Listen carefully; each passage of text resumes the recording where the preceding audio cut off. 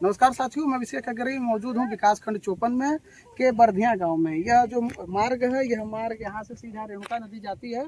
सामने जनपद सोनभद्र के ग्रामीण क्षेत्र पे किस प्रकार से भ्रष्टाचार चरम सीमा पे है, अधिकारी मनमाने रवैया अपना रहे हैं, वो आम नागरिकों की बात किस प्रकार से अवहेलना कर रहे हैं, उनकी बातों को नकार रहे हैं।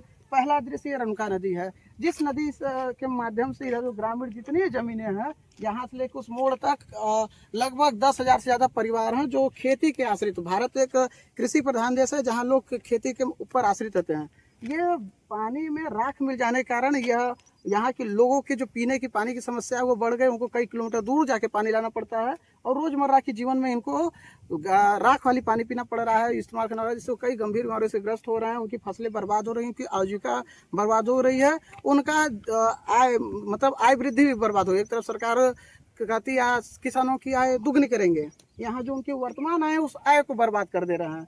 यह इस रेणुका नदी को साफ करने को लेकर व्यापक आंदोलन हुआ। कई बार ग्रामीण गए, एकत्रित हुए जिला अधिकारी को, संबंधित विभाग को, मंत्री को, जिनसे वो आस लगा सकते थे कि ये योग्य लोग हैं जो बैठे हैं, जिनको इंसाफ करना है, वहाँ गए। लेकिन आज तक कोई ऐसा इंसाफ के डीएम यहाँ पे नहीं आ पाए जो इस नदी में राख मिलाने को रोक सके।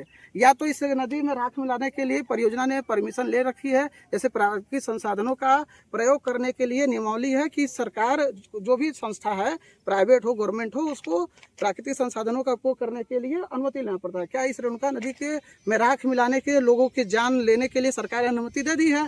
यदि हो तो दिखा दीजिए। दूसरी तरफ मैं आपको दिखाना चाहूँगा, इस क्षेत्र में ग्रामीणों को शुद्ध जल पिलाने के लिए एक कुआं खना था। ये देखिए कुआं खना गया, कुआं लगभग 40 फीट खना गया, खनने के बाद छोड़ दिया गया, थक गए। जो मिस्त्री थे, जो ठेकेदार थे, जो अधिकारी थे, वो इतने कमज़ोर थे कि इसको खतवाना थक गए कि इसके नीचे नहीं जा पाएंगे, या उन्होंने अनुमान ले लिया कि वहाँ पे पानी नहीं मिलेगा। चलिए, आपको पानी नहीं मिला, आपने काम रोक दिया, इसको क्यों ऐसे खुला छोड़ दिया? 3 साल से ज़्यादा हो गया, लोग आते जाते हैं, सबको भय बना कोई दुर्घटना ना घट जाए। यहाँ चाचा जी भी हैं। चाचा जी बताइए, कुआं कितना खतरनाक है? अरे बताओ थी साहब के बरबखत लख कला लड़का न कूद जाए, पौस न कूद अब जाए। सोचिए, यहाँ जो बच्चे हैं, बस्ती वो दिखाइए, घर दिखाइए, उस घरों में यहाँ पे जो लोग हैं, छोटे बच्चे होते, छोटे खेलते कूदते कहाँ चले जाएं। ये इनका खेत है, इनके खेत में ही यह काम हो रहा था। इनको ये कई बार बताएं भैया नहीं निकला पानी तो ढक दीजिए, आज तक नहीं ढका पाया। 3 साल का दिन बीत गया।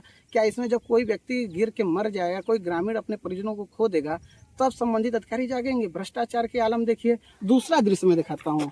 सरकार ने जन संरक्षण के लिए एक बड़ा अभियान चलाया।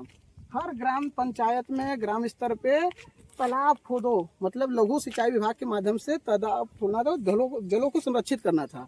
अभी एक ग्राम पंचायत जनपद सोनभद्र के जुगेल है, जहाँ की प्रधान जी को 100 गांवों की श्रेणी में रखा गया था। वहाँ पे ये कैप्चर द रन पे सूची में बढ़िया नंबर पाया और उनको पुरस्कृत दिल्ली से किया गया है। उस ग्राम पंचायत की स्थिति क्या है मुझे नहीं मालूम है, लेकिन यहाँ जो है, ये देखिए तालाब इस प्रकार से खना गया है, इस पे लगभग हमको लगता है कि पूरा समुद्र का पानी इसी में समाया हुआ है, क्योंकि दिख नहीं रहा। असंख्य है, दिखेगा कैसे? काम शुरू हुआ, कब बंद हुआ भगवान जाने। ग्रामीण कह रहे हैं कि इस पे कार्रवाई करिए, न प्रधान जी सुन रहे हैं, न अधिकारी जी सुन रहे हैं। और जो अधिकारी जिनको निरीक्षण करना है, जिनके ऊपर यही जिम्मेदारी है, उस जेई की जिम्मेदारी है, उस उच्च अधिकारी की जिम्मेदारी है कि खना गया कि नहीं, कागज पे काम पूरा हुआ कि नहीं। अब कागज पे क्या स्थिति है तो अधिकारी सर से बात करने के बाद ही मालूम चलेगा। लेकिन यह बरसात इस साल का बीत गया और उसको कैप्चर द रन के लिए तालाब खनना था। इस तालाब में पानी तो नहीं दिख रहा है।